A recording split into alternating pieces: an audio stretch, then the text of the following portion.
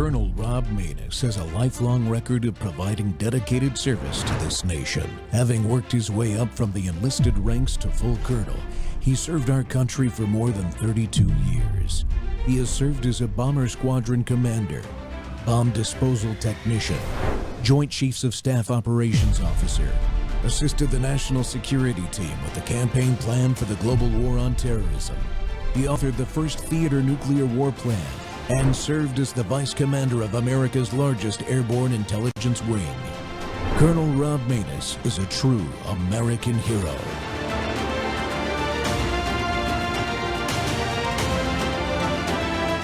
This is Rob Maness Live. There are questions about what comes next, and the Iranians are starting to make new demands. Iran's Supreme National Security Council issued a fresh statement this weekend calling for the United States to permanently end the war and compensate Iran for damages before the strait would reopen. This does come as Iran's foreign minister says even if a deal is reached, it doesn't necessarily mean the strait will stay open.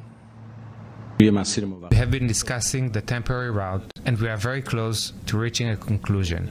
Work is being carried out based on the maps of this route. Prepared by the armed forces, negotiations have taken place between the navies of the two countries, and the details are being finalized. I believe we will be able to conclude these negotiations very soon. Conversations about the strait come as the U.S. naval blockade of Iranian ports remains in effect, costing the regime hundreds of millions of dollars each day. Vice President J.D. Vance told Fox News that U.S. pressure on Iran will continue. They're hurting in a big way. They want this thing to be over. The question is whether their system is able to give the things that are necessary for us to be happy, for us to feel like we've gotten what we need out of this particular engagement. That is still to be determined, but I do think that we've made some progress over the last few days. With talks ongoing, Iranian proxies remain active. The Yemen-based Houthis launched a new attack on Saudi oil refineries early this morning. The Houthis have also launched several other attacks in the... Welcome back to the Rob Maness Show. We're live on Worldview Tube and our X Spaces simulcast. So we've just seen the latest on the Iran front, folks. Once again, Washington's civilian leadership is squabbling, well, in the media too, while deep into conflict. And our readiness, our warriors, and our trust in the chain of command take the hit. Why? Because of the endless ongoing attacks on the commander-in-chief and the strategy, instead of deciding, hey, politics stops at the water's edge, like is an American tradition, and working together to get this thing won. But this isn't new. From the endless proxy fights to decisions that hollowed out the force at home, the people in suits keep sending the people in uniform into harm's way and too often treating them as expendable when they push back. My guest today lived that reality. John Frankman is a former Army captain and Green Beret with 7th Special Forces Group. Before putting on the uniform, he spent 4 years in Catholic seminary studying for the priesthood with the goal of becoming a chaplain until he discerned God had a different mission for him. And when the COVID vaccine mandate hit in what was then the Department of Defense, John refused what he and many others saw as an unlawful and immoral order. And on July 1st, 2023, he voluntarily separated rather than compromise. And he didn't go quietly either. He's a signer of the Declaration of Military Accountability, as am I, and proud to have joined him in that. And he's been fighting ever since for the thousands forced out and the readiness that was destroyed. And today, he's a candidate for Congress in Florida's 1st district. You know that district. It's the one with more military members and veterans than any other in the country. I think it was Congressman Matt Gaetz's district at one point. He's running as a fighter for faith, freedom, and Florida first, medical freedom, closed borders, real accountability, and America first leadership that puts the force and the Constitution ahead of everything else. John knows what happens when civilian leaders get it wrong. He's here to talk about how we fix it. John, welcome back to the Rob Maness Show. Thanks so much for having me, Rob. I really appreciate it. Yeah, man. Well, this is More War Monday, so we always review one of the current combat operations. That's where the clip from the Iran war comes in partially. But I just wanted, as a congressman, had you been in office, and I know this is a hypothetical, but it's based on reality. If you were faced with what Congress was faced with going into this current war, how would you have approached that? So I would have, and the one thing that you don't have access to as a civilian is the intelligence of what actually is happening in the battlefield. So you never have that perfect picture, and you hope that the leadership at the top that makes the decisions has that information. But my thought process is that in June of 2025, when we had the bunker busters and we were told that we completely obliterated, destroyed, some kind of adjective of that, their nuclear program, I thought, well, hey, it's going to take decades for them to rebuild what they've already done. So then when we continued the aggressive operations, the offensive operations against Iran earlier this year, I had great concerns, and my concerns were raised when Joe Kent was, chose to resign from his position. So my thought process on this whole Iran war is I don't think that they are an imminent threat to our country, to our existence right now. That's not negating that they are not our friend. They have been having proxy attacks on Americans for decades and decades, over 40 years. But as far as just the threat of our country, our existence, I don't think they have that kind of capacity. So I don't think we should be involved in the capacity that we are right now and should be looking at some kind of an off-ramp. That's my thought process on it. Well, yeah, the president's looking for an off-ramp. I have a slightly different view. I see the potential of them getting a nuclear weapon as a direct threat to the United States. And I don't have the intel that President Trump had, like you said, anything. And that's what he was being told too. But as far as the war itself and how it's been conducted, I think it's been conducted well. And this president is the president of peace. So from that perspective, you just said that you agree that he should be looking for some kind of off-ramp. What does that look like, I guess, is from your perspective? At this point, I don't even know. It's such a complex thing, and you don't even know who you're dealing with because we've killed so many layers of Iranian leadership, right? But I think it gets to a position where, the Strait of Hormuz is open, where the oil can flow freely. We're sure that their nuclear program is just not existent, which I think that we had that guarantee the year before. At some point, we have to ask, well, what was the information that we had that last year? If we were told that the nuclear program was destroyed, at least it's going to take decades to rebuild, then what changed in the intel? That would be kind of the question there. So get to where you can get troops out of the area, at least directly. You get the ships out of the area, you open the strait up, maybe you just use whatever missiles are necessary if Iranian ships are blocking the strait.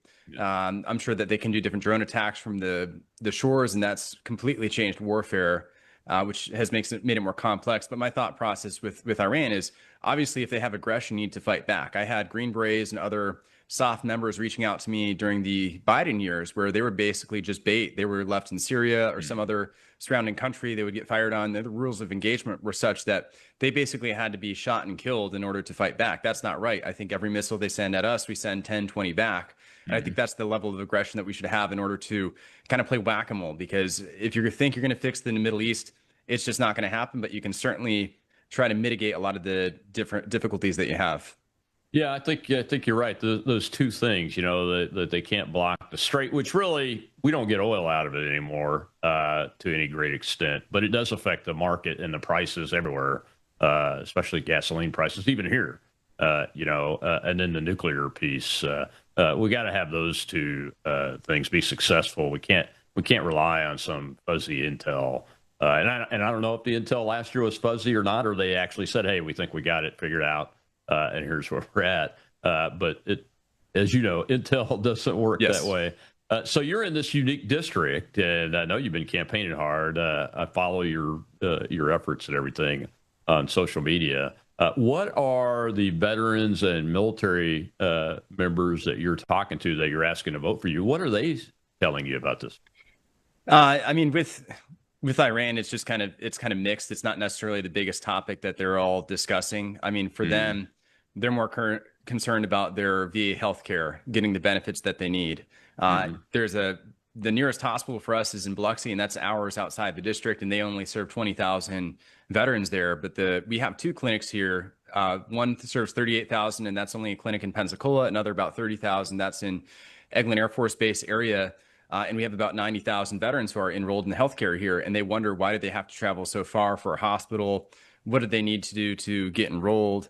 Other issues such as that. So those are some of the concerns. And just from the service members I know, they're just great people. They'll do what they're told to do, but just certainly want to make sure that if their lives are put at risk, there has to be a clear end state. And right now, I just don't think there's that clear end state for pushing our service members into harm's way. Yeah. So in that district, then you're in bad need of really effective, streamlined community care. Then. Absolutely, yes. I mean, there's just so many veterans here, 5 military bases, and one of the complaints that I have received multiple times from people with the current congressman. So Matt Gaetz was the previous congressman here, and he's an example of a civilian congressman who can do very well with the military. I've known Matt Gaetz on many occasions. I know many of his members of his staff. He had multiple veterans on his staff. Current representative didn't have a veteran on his staff until I challenged him in the primary almost a year later. That's led to many people reaching out for help, not getting it, maybe getting ignored, not getting the help they need. So there just needs to be effective constituent services, and that's something that doesn't cost you any money. I mean, it costs you money in your budget with who you can hire on, but it doesn't. You don't need any votes. You don't need to negotiate with people in DC. That's just have the right people, personnel being policy in office and position right there. So that's one of the concerns. I have other guys who obviously PTSD is always a huge thing.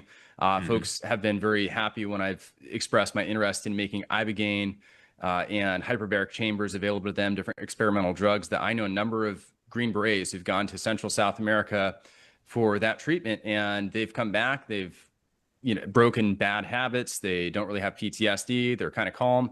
And if that's something that a service member is open to, and given the number of suicides, losing more people to suicide by many numbers during the war in Afghanistan, Iraq, then I think that's something that we need to really focus on. Yeah, I was pleased to see the Ibogaine program be approved by the president. And this Take Care of America's Veterans Act, personally, I support it.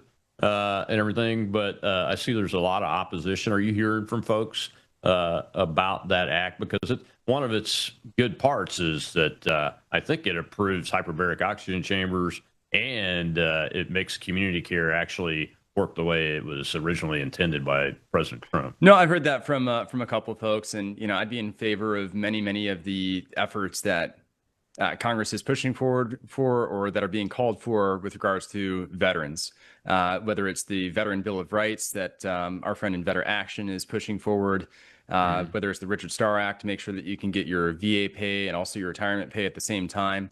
Our service members are veterans. They're the ones that maintain our freedom. So we have a duty and an obligation. This isn't something that we're giving them as a reward. It's something that they earned. So we need to make sure that they get the care that they earned from their time in service. And there's very few people who serve within our country. So we need to make sure that they're taken care of. And representing, God willing, the most veteran densely populated district in the country with 5 major bases, veterans will never be the largest contingent in any particular place, but where they are the greatest contingent, I think they deserve a veteran and someone who's going to fight for them and for their rights. Yeah, and that gets me to, we're almost done with this first segment, but and maybe this will bleed over the second one a little bit. So talk about your specific platform and why you're running against this incumbent. It's a big deal to challenge an incumbent. Sure. And, I got in politics because I was forced out for not getting the COVID shot. It was while I was advocating for service members on the Hill that I realized that most members of Congress are pretty awful and they're not getting anything done. The Republicans had the majority when I was advocating. There were hearings that they could call for. They didn't do that. And I ran in the last election when Matt Gaetz was picked up for Attorney General. I dropped out when President Trump endorsed Jimmy Patronis, who I'm challenging. But over the last 2 years or a year and a half, what we've seen is Republicans have the House, they have the Senate. It's been one of the least productive sessions in Congress for decades. We're not getting any lasting conservative victories. The deficit is still going up, and we're just squandering this opportunity. And it's pretty clear that you can't just have a Republican majority. That's not the victory in itself. The victory is actually pushing through those conservative policies that the party stands for, that they run on, and particularly with Jimmy Patronis. It's kind of like you're neither hot nor cold, so I'll spit you out. I think he's much more concerned about doing what the establishment wants than representing the conservative values of this district. One, he doesn't live within the district itself, and I think you should love the place enough to live in it, to represent it. So those are just some of the concerns and some of the ways he votes, saying he wants to move on past the Epstein files, voting to cover up sexual misconduct reports against members of Congress, voting to continue FISA, which has been used to spy against Americans. You know, this is the most conservative district in the state. I think we need someone who's going to squeeze every ounce of red out of it, not someone who's going to make Mike Johnson's life easier. I think we need people who are going to convince the next generation of Republicans to vote Republican, or people to kind of convert in that way. And I just don't see him as being someone who's going to really inspire in that way. I think more just a placeholder who's being rewarded for being a good boy. Yeah. Well, we got to take a break, John. When we come back, we'll see a clip. It's going to be orienting on Ukraine, but the segment's really about the defense budget, the Department of War budget debate that's happening right now. We'll be right back with John Frankman, candidate for Florida's Congressional District 1 in the Republican primary.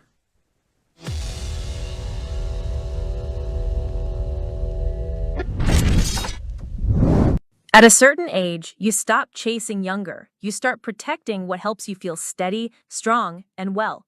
Your body's collagen matters. It supports the structure of your skin, joints, and connective tissue. But as the years go by, your body needs more support from the inside. That's where Bella Grace Elixir comes in. Bella Grace Elixir combines Verisol collagen, the world's most clinically proven collagen, with asteryl astaxanthin and cat's claw in a proprietary blend designed to help support the processes that reconstruct collagen, while also offering antioxidant and anti-inflammatory effects. And this isn't just for women. It's for men and women who want to age with more confidence, more care, and a daily wellness routine that supports the body from within. One simple elixir, thoughtfully formulated for whole body wellness. Take care of the body that has carried you this far. Order Bella Grace Elixir today at melissahousebg.com. What we see is Russia has intensified usage of the ballistic missiles at their overnight attacks. And because Ukraine doesn't have enough of Patriot missile systems, interceptors, to take those ballistic missiles down, people die. Unfortunately, over the last couple of weeks, we see that most of ballistic missiles hit the target simply because of the amount of them and simply because we do not have the ammunition for the Patriot missile systems. The terrible situation that is happening is that being under the sanctions for so many years, Russia, Iran, and North Korea are able to manufacture more ballistic missiles than the Western world is willing to give Ukraine interceptors. And we are right now at mercy of the countries that possess the interceptors and that are not at war, because it would take 3 to 5 years for us to manufacture the interceptors ourselves. Welcome back to the Rob Maness Show. It's More War Monday, and my guest is former Green Beret U.S. Army Captain John Frankman, who's a candidate for Florida's District 1 in U.S. Congress in the Republican primary. And that's the district with the most military and veterans of any district in the United States of America. And John, I just wanted to dive over into budget, the Department of War's budget and foreign policy, and get your policy platform positions out on those things. And the Ukraine clip there highlights one of the concerns that I know you and I talked about on my show previously, and you probably heard me talk about with every guest in the past 5 years, and that is that we shouldn't be getting into a fight and acting like we're in total war, not from an armed forces perspective, but from a logistics perspective, ammo perspective, intelligence perspective, and throw everything at a lost cause over in Ukraine, which we know they have no ability to defeat the Russians or even move them really off of any of their territory that they have. And the speaker there was Ukrainian and highlighting that they don't have any ammunition. And this is recent. And they want more from those of us out here. And this is what I talked about. And you've talked about before is that, well, what if America needs their ammo for America first? We shouldn't be throwing our stuff down a rat hole in a place like Ukraine when they're not even a NATO ally and everything. So that's the highlight situation, and it's happening exactly as we predicted. We're in a fight now where we need our own weapons and ammunition, and these people are wanting us to give them ours and want to get licensing to be able to build the things in their country. And that gets me to the budget issue. There's some things in the current NDAA that people are concerned about. Licensing Ukraine to build Patriot missiles is one of them. What's your take on this current debate that's happening with the National Defense Authorization Act, and how would you approach it? Yeah, I mean, we need to first and foremost make sure that our military is prepared, having the strong military, peace through strength, and having the most prepared, ready force possible so that no nation would want to mess with us, period. But it does mean using those resources to protect America and America's interests. And while the election was happening for 2024, the thought process was not another dime to Ukraine. We don't want to get involved in something that can turn into a World War III or escalate beyond our own capacity to defend. We've also been hearing about how NATO needs to step it up. And I think we need to pull completely out of Ukraine, stop giving them any funding whatsoever. If they were that large of an existential crisis or threat to Ukraine to Europe, then Europe needs to step it up. They need to get involved. They need to be spending the money. We need to be focusing on China. Now, I think our biggest existential crisis period is the $40 trillion in debt. That means that every man, woman, and child would have to pay $118,000 to the federal government if we were going to pay that off. And that could lead to the collapse of our nation. So regardless of whatever other forces are out there, if we have this deficit, that's the biggest threat. After that, we need to be focusing on China, and we're working on making sure we have enough missiles, interceptors, all those things with regard to China. Now, if it can be a lucrative situation where Ukraine wants to buy missiles from us, if there are certain partnerships where we know they won't use it against us, our allies, our interests, fine, sell whatever. But for us to continue to give them money and get involved at a lost cause, one of the just war theory principles is don't get involved, don't fight if you can't win, because you're actually just going to lead to more destruction, damage for yourself, for your partners, etc. So they've had time to negotiate. They need to figure out what they're going to do or look to other allies, because we've been far too generous and we have enough problems of our own. Yeah, absolutely. And I was glad to see the current Trump administration's new national defense strategy put the number one priority on Western Hemisphere defense while turning towards deterring China and the Indo-Pacific. So it's official now. Do we see that happening in this budget that's going through the process now? Yeah, I mean, I just see the large number of 1.5 trillion, and I didn't quite get the reasoning for it. I mean, until we pass actually, an audit, it's a little bit hard to justify for the American taxpayer to really increase it to a large extent. There certainly are things that need upgrades, ships, our drone program, things of that nature. I know a lot of bases, but I think one of the bigger way to make that happen is if you cut out some of the oligopolies, some of those large corporations that sort of form the military industrial complex, and make it where if someone can come up with a cheaper, faster, more creative solution with less bureaucracy, those tax dollars and that money can go a whole lot further. And that's a lot of regulatory changes that has to happen with the procurement process within the military. And I know when Gates was here, he would complain often about having these millions and millions of dollars planes that just don't work, but you have to go to a particular person so they keep ripping you off, make money off of you. I think we need to just make sure it's streamlined in the sense that everything we pay for is worth it, and get back to our capitalist free market system of competition with the defense industrial base. Yeah. Where do you see should the priority be on recreating the manufacturing base so that we don't have to rely on foreign parts and those kind of things? I mean, there's a story out this morning that the UK's autonomous boats were reporting data to the Chinese Communist Party, the People's Liberation Army, in real time during operation because of Chinese chips, I'm assuming. Yeah, I mean, I think that shipbuilding is a huge piece of it. I think that's where we've fallen behind and just in our own manufacturing. So I think if we focus on bringing a lot more, whether even if it's not military manufacturing back to the United States, rather than having it, the only thing we're exporting right now is money, and we're just printing, money, and that's kind of the problem with this fiat money system that we have. And eventually, as people are getting off the dollar, that's not going to work anymore.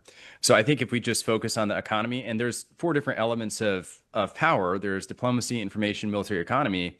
So if we can focus on some of those other ones, especially that, what made us so effective in World War II is we were able to come to the table when we decided to. We were able to take the car manufacturers and other manufacturers and put it all towards the military. Let's just focus on getting our technology up, our manufacturing up in so many different sectors. I think with this particular focus right now on drones and ships, I know in Pensacola, we already have so many veterans, so many bases.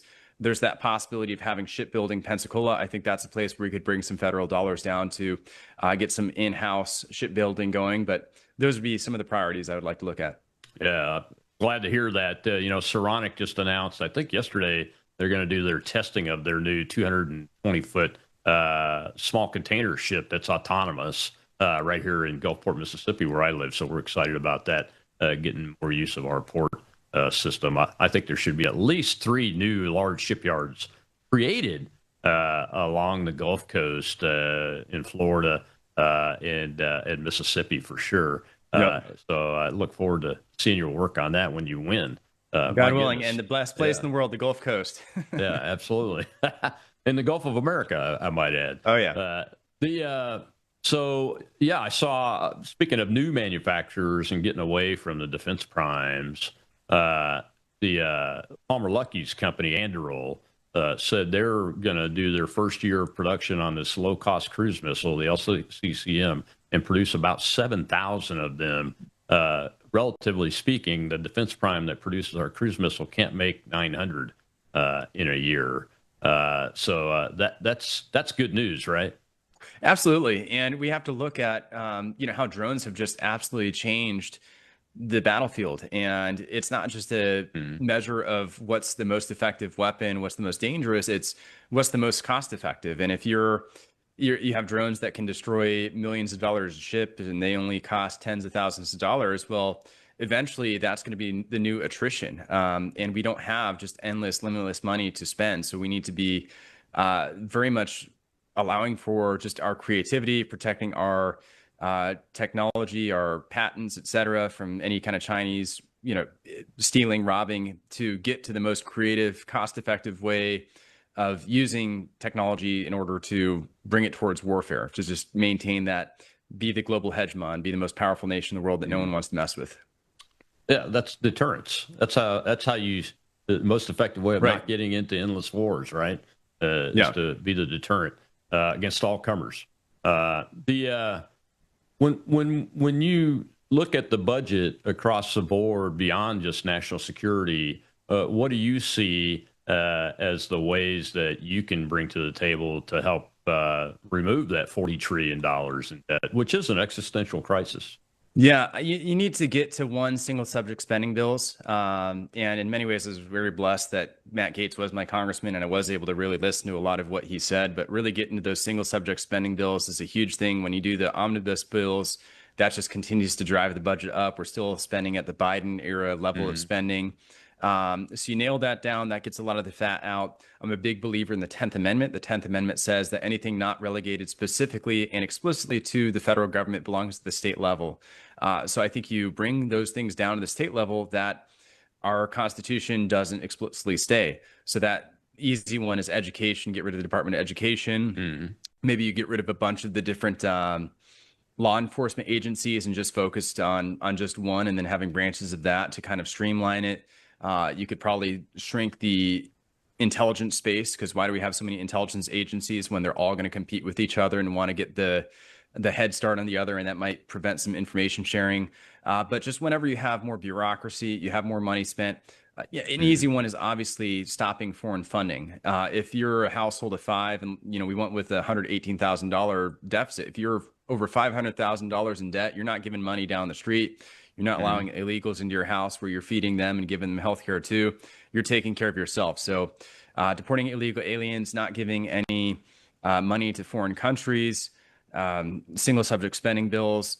And if you change the incentive structure for congressmen, you get term limits in, you get where special interest money doesn't go into paying or buying their campaigns. You stop insider trading. That's going to change the incentive structure for members of Congress. I think it was Thomas Sowell who said, show me the incentive and I'll show you the problem. Yeah, exactly right. Exactly right. We got to take another break. When we come back, I want to jump into accountability, starting with accountability in the military. And what you've seen so far from the Trump administration vis-a-vis the COVID vaccine unlawful order. We'll be right back with John Frankman.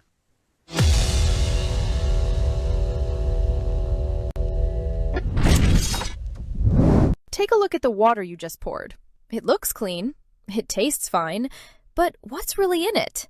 Lead, fluoride, arsenic, chlorine, pesticides, PFAS forever chemicals, pharmaceutical residues, and bacteria.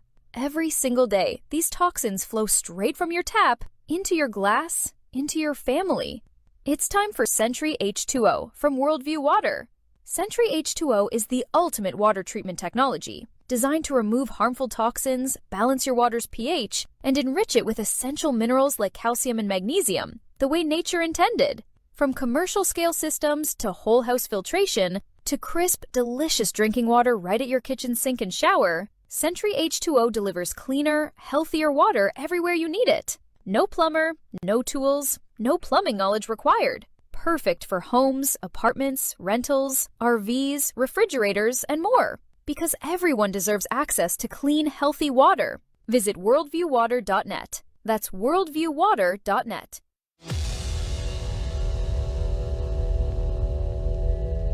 How do you reconcile a strong urge to follow orders with a real crisis of conscience?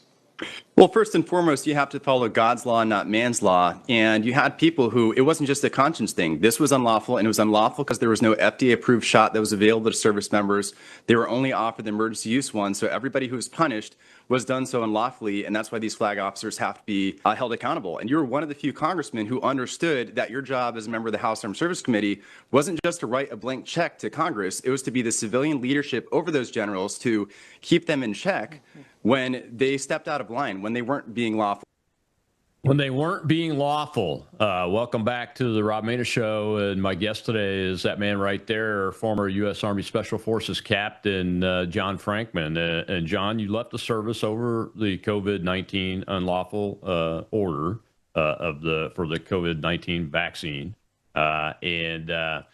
You were pretty well versed in the religious aspects, but also the legal aspects.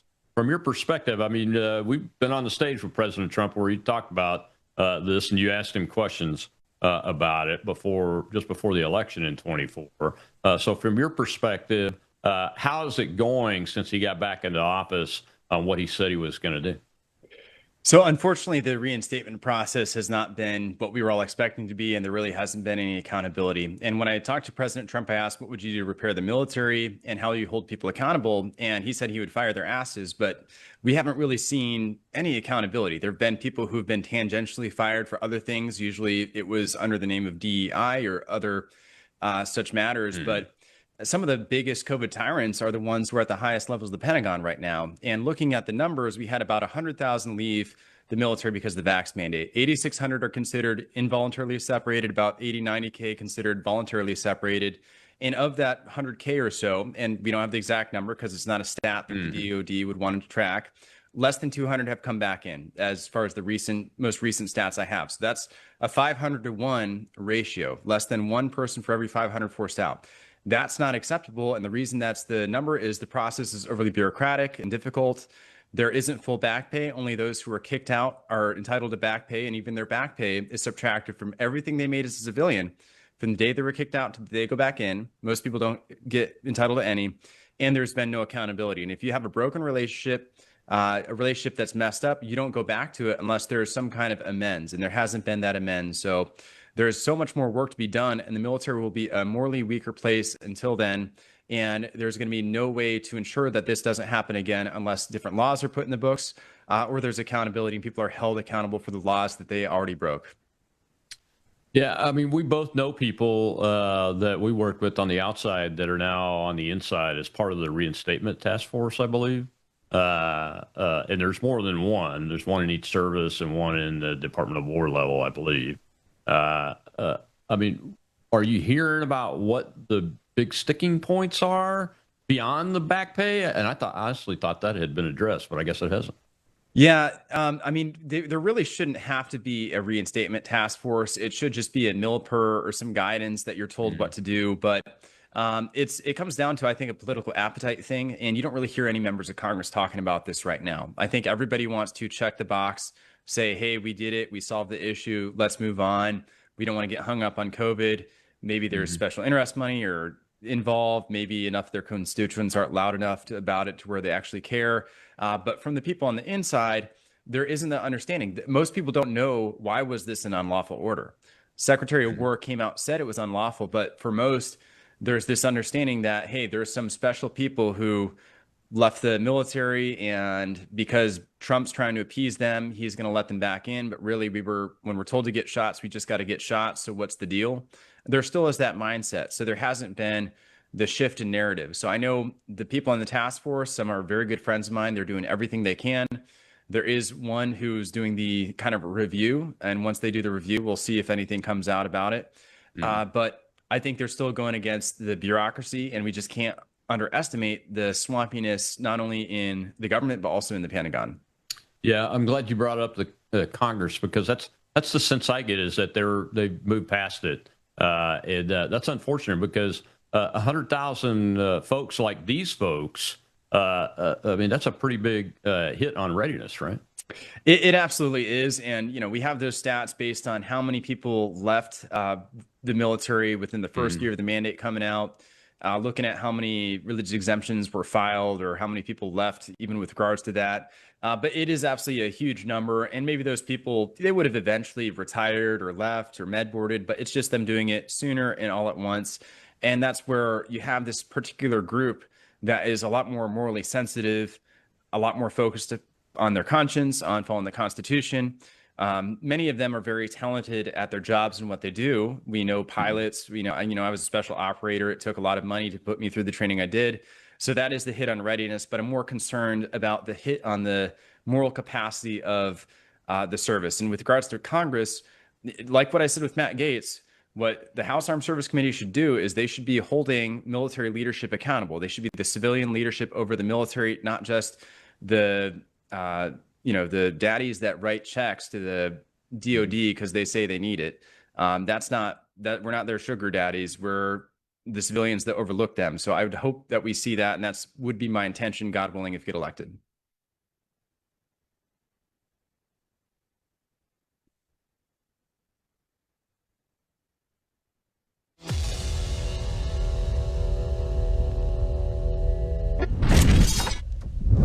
You woke up with a sore throat and a low-grade fever. You know you are getting sick, so here's your choices. You can get sicker and miss work, try to see a doctor this week, or sit hours in a crowded waiting room at urgent care. I have a smarter option for you. Open your medical emergency kit. Match your symptoms to doctor-recommended prescription in your booklet and take the right meds now and get well faster. This is not a first aid kit. It's like having an urgent care in your home. It includes doctor-prescribed medications to treat over 39 medical issues like respiratory infections, strep throat, pneumonia, UTIs, and more. No waiting to see the doctor and no standing in line at the pharmacy. It's right here.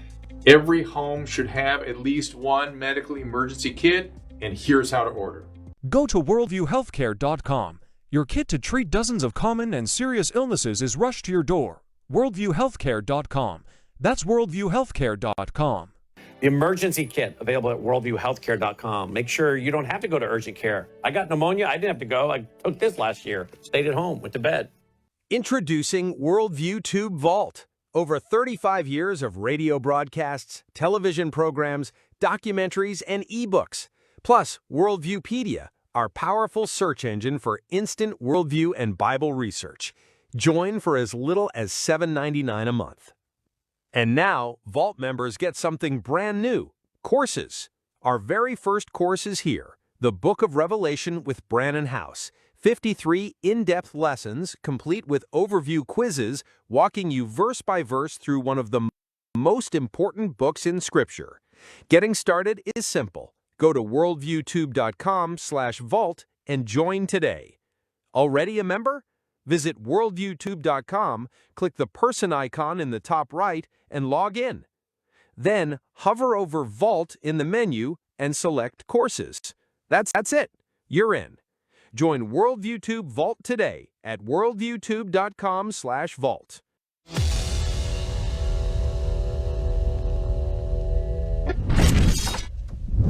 Friends, this is Brandon House. For more than a year now, I've been teaching through the book of Revelation, and the response from you has been overwhelming. You've asked me again and again, when are you going to put this study in print? We want to mark it up. We want to share it with our families.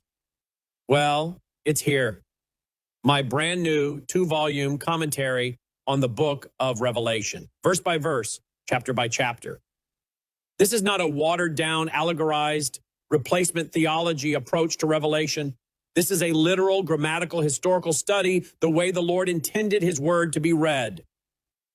And I connect the prophecy of Revelation to the headlines you're watching unfold right now, the rise of global government and the convergence of end-time events the Lord Jesus warned us about. Folks, we are living in serious days, and there has never been a more important time to understand what God has told us about what is coming. Get your 2-volume Revelation commentary today at worldviewstore.com. That's worldviewstore.com. But I really want to move on. Yes, sir.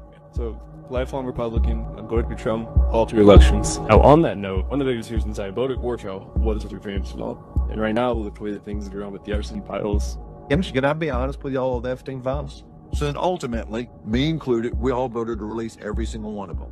Now, here's the part that nobody really knew is the child pornography, the gross, heinous acts that were in there. There's all these things now that are starting to come to light. There were those documents that now you can't prosecute a dead pedophile over. So this was, every document is out there. I have no desire to see the smut that's in those documents. But I really want to move on away from something that I feel like is a dark, gross chapter of America where a dead pedophile was controlling the agenda of the United States of America. I want to go to work.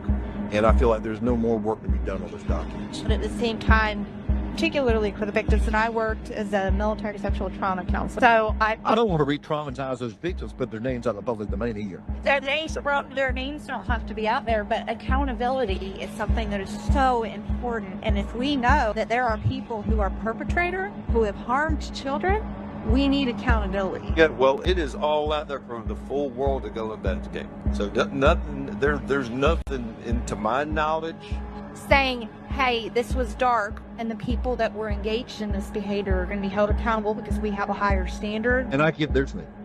The trauma that I deal with has been more on the side of people that have been first responders dealing with PTSD. And so I get very sensitive about re-traumatizing somebody about open wounds. I just want to go to work. And every day that we deal with this issue, I'm afraid we're just not getting focused on trying to save our country. They're out there. People want to read them, they can read them.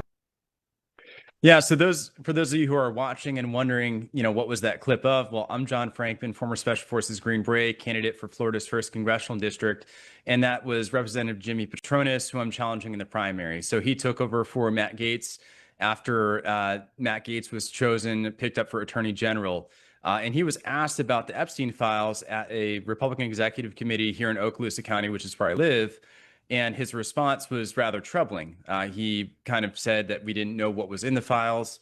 There were a lot of dark things in there, and then goes on to say, I want to go back to work. There's no more work to be done on those documents. And then when pressed for accountability, moves forward into talking about that they're all out there. They're there for the world to see.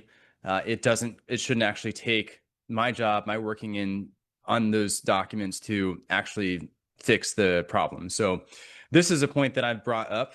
I think that one of my tenets is make accountability great again. And it's wrong for us to have a 2-tier justice system where elites, powerful people involved in potentially intelligence agencies are able to get away with harming children, sexually trafficking children. And right now, what we've seen so far within Department of Justice has not been satisfactory. I think it's amazing that of the Republicans, there were only, the 4 that were willing to sign a discharge petition in order to release these documents, especially given that this was an issue that everybody was kind of fired up for in 2024. So wanting that kind of accountability, that's something that I'm pressing for. And it doesn't just relate to COVID accountability or accountability for Epstein. It relates to COVID accountability. It relates to 2020 election, January 6th. And I will pass it back to Colonel Menes. Hey, John, thanks. Welcome back. Well, ladies and gentlemen, this is the struggles of live TV. Luckily, we had a guest on that knows how to be a host. I appreciate you, John. Of course.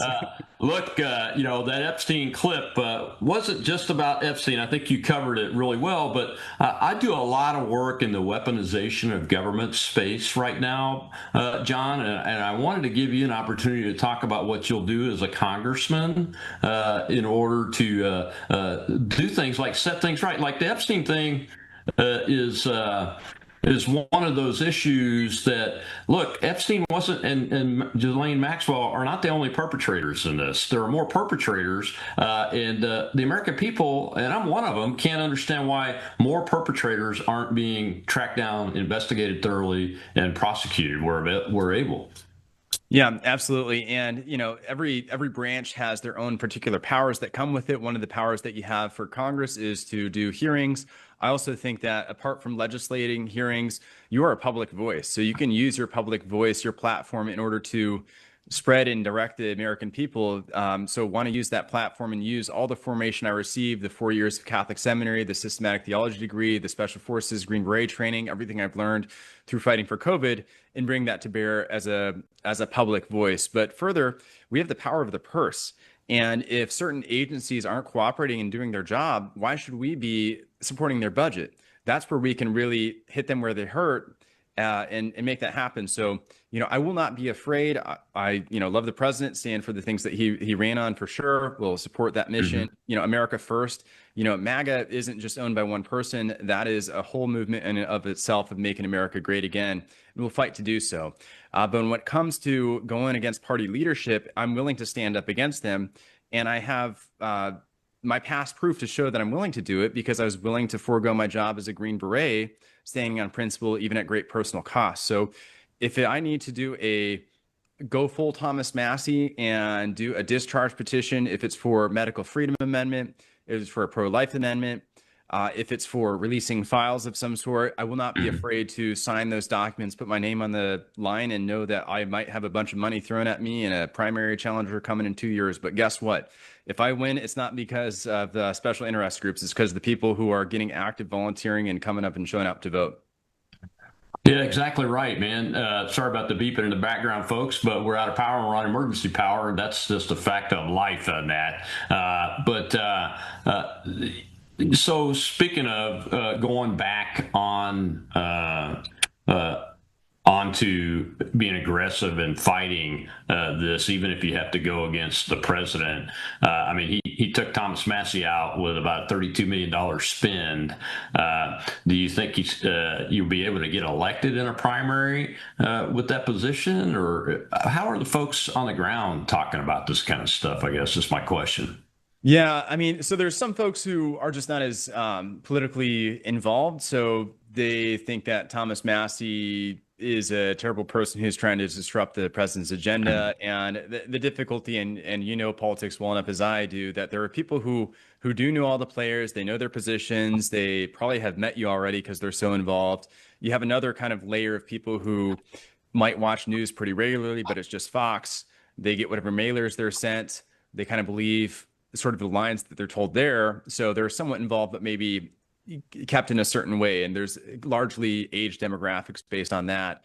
But a lot of people, younger folks, really love Thomas Massey. A lot of them can't understand why was so much money spent against him, and see it as a problem that Republicans are fighting each other so much and willing to kind of, I'd say, waste millions and millions of dollars in a primary when we are all polymarket prediction markets say going to lose the House in the 2026. So I'd rather see resources pushed in some particular way. Would I be able to withstand a $30 million primary? Probably not. I mean, that's crazy amounts of money, and I don't have it yet. God willing, get elected. We'll see where popularity goes. And my problem right now is just name recognition, name ID. If you're on X, probably doing okay. But just getting out to those folks that might not come to the Republican clubs, but still vote pretty regularly. Yeah. It's can you hear me okay? I got you. Yep. Yeah. It's tough. What are your voters talking about regarding lawfare? I mean, lawfare and the Epstein thing is kind of like we hear from our congressmen. They don't really want to talk about that kind of stuff because they think we've moved beyond that. But I interview one week. Every show I did that week was a lawfare victim whose case is actively being pursued right now. Well, there's a lot of people who are concerned about how the Florida State, the Department of, I'm trying to think, the DCO, the one that takes children, so Department of Children, Families, a number of kind of legally kidnapping of children because the parents aren't doing the medical procedures that the government deems necessary. That's a huge thing where they're seeing government intrusion even at the Florida State level. So I've had Joy Zaroff and her daughter was basically kidnapped from her and reaching out to her and hearing what's going on there, going to that court case.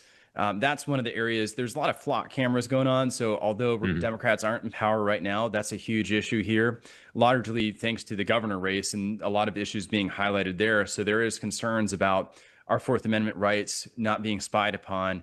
And AI data centers is another area where we're kind of worried about government intrusion to some way. It's obviously has its environmental concerns, but it's also now how is this AI capacity going to be linked in with the flock cameras to further spy on Americans? Yeah. What are they saying about flock cameras? I mean, it just hit my radar here locally in on the Gulf Coast of Mississippi just in the last week. Somebody told me, "Hey, there's a flock camera 100 yards from your house." And I wasn't aware that I voted to allow those. Are most municipalities stepping up, and is Congress going to do anything to help, or should they? Congress is probably not going to do anything because you and I both know how useless they are, right? I mean, they voted to continue FISA spying, which has been used and weaponized against Americans. So I think you got to go back to the people who want safety and liberty deserve neither, will have neither kind of quote. Largely conservative circles, people are against it. I think there's some police who've seen that it's made their job easier, but there's always the concern of who's going to use that tool when they're in power.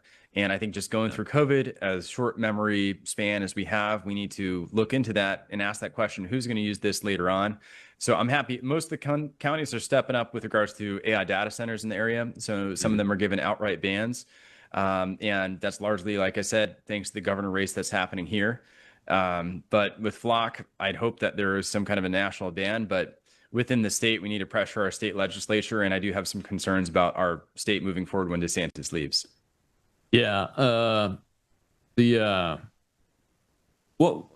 artificial intelligence, there's a big debate about at the federal level about whether the feds should have one federal standard and regulatory piece of legislation, or whether the states do it at the state level. I'm a big believer in the states are the laboratories for finding the best solution. So I hesitate when I hear that even the president say things like, well, we can't have the states doing, a mixture of regulation and all that and everything. It's just got to be a federal one and stop the states from doing that. But doesn't that violate the 10th Amendment of the Constitution? It does. And that's where it would be nice to see legislators actually following it where, hey, we're going to make it a state issue, but it becomes something that's so grave and we have such consensus by things being done in a certain way. Let's make it an amendment then. So it would be awesome if we saw, hey, Florida handles it this way, California another. What's working? What concerns do we have? Okay, let's go on ahead and let's make some kind of amendment with regards to artificial intelligence where you're not doing deep fakes in a certain way or whatever. But I do appreciate that perspective. As a federal legislator, will you look for the best ways to implement guardrails, especially on military decision making and those kind of things? I wrote an article last year that got published. I think it was in Stars and Stripes about not letting artificial intelligence into the nuclear decision making and order giving process. Ooh, yeah, that sounds dangerous. Yeah, that sounds like a thing to definitely do. We would not want to see a nuke go off because AI thinks, oh, well, or they read something wrong, or you have to have that human touch. Absolutely. So I think that would be a smart thing to kind of work within the NDAA, because that gets passed regardless, and maybe even just making it another law outside of the NDAA itself. Yeah. On this accountability piece, John, the accountability of like federal prosecutors, federal judges that are continuing this lawfare, and it's holdovers from the cases. A lot of them are holdovers from the Biden administration, but they're still being prosecuted by the Trump DOJ. Is there anything that you as a congressman will be able to do to try to mitigate that and get some of these cases thrown out that really shouldn't have ever been cases in the first place? Yeah, I mean, certainly raising awareness on it specifically, or maybe having some, I don't know, looking at it and seeing if there's some kind of pattern where you can have the laws, changed or mitigated in some way or shape or form.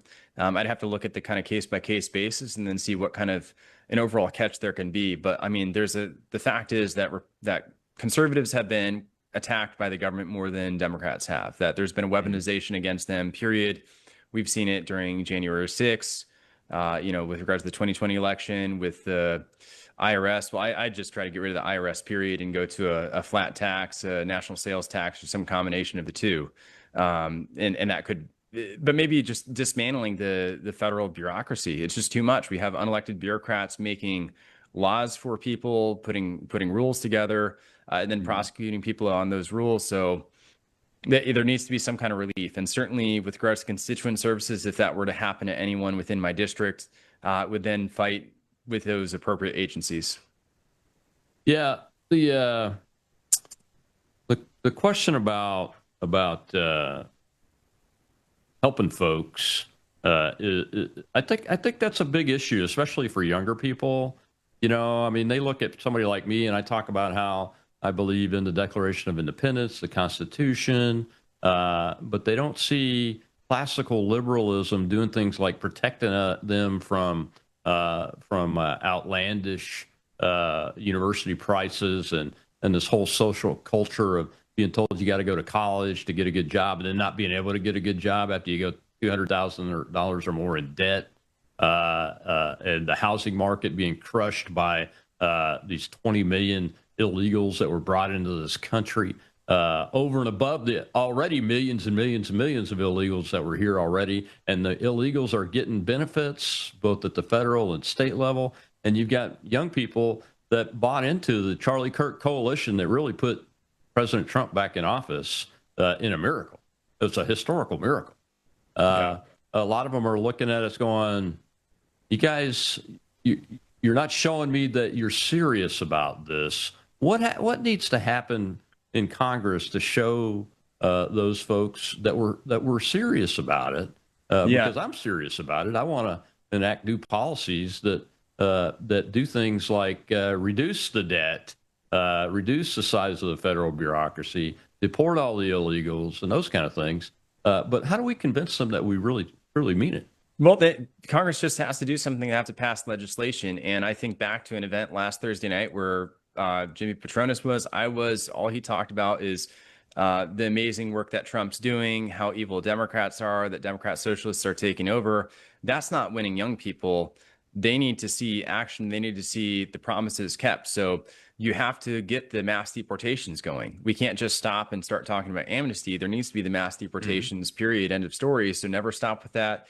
And don't make a bunch of commercials about it either, because we just care about numbers, not publicity. Paying down the federal deficit is a huge thing, shrinking the size of the federal government, because I believe that the inflation, the reason why everything is so expensive is because we've been printing out this fake money, printing out so much money, and that's just made everything cost more. So if you don't actually pay down the deficit, if you don't actually shrink the size of the federal government, people will never actually know that you're serious. So making these substantial changes, I think getting government funding out of school systems, because when schools know that they can charge more because the government's going to spend more than they raise their prices to, let's get rid of all of that. Let's go back to that free market economy that makes sense in all aspects of business. Let's get some antitrust laws out there to break up some of these oligopolies and corporations so that there can be more competition. There's so many different creative ideas that Congress can do. They're just not doing it. They're just focused on one thing at a time, and it's often political. The SAVE Act, no reason it shouldn't have passed, but if they were serious, they would have had it legislated on day one when they came back in so that Trump could have signed it on January 20th when he was sworn in. Anyone who thinks that Congress is actually fighting right now, if you think that they care about COVID, you're lying to yourself. You think they care about Epstein, you're lying to or sorry, not Epstein, but Fauci, you're lying to yourself. They had 18 months to hold them accountable. They didn't. Same thing with the SAVE Act, everything else. So they need to stop thinking of just staying in power and treating the majority as the win itself. They need to actually get wins because I'm sorry, they're going to lose the young vote next time. And I think that's what's going to happen if they keep pushing these establishment candidates in the primaries. All right, man. Well, thank you very much. Sorry about the technical difficulties. I appreciate you coming in and sharing this platform. The election is August 18th. Yep, early voting has happened. That's right. So early voting right now, and the election is August 18th. So you live in Florida's 1st District, please vote for me. If you know somebody, please tell them to. And if you want to support, go to frankmanforflorida.com. All right. Thanks, John. Appreciate it. Good luck, my friend. Thanks, Rob. All right. I'll see you on Training Tuesday on World YouTube.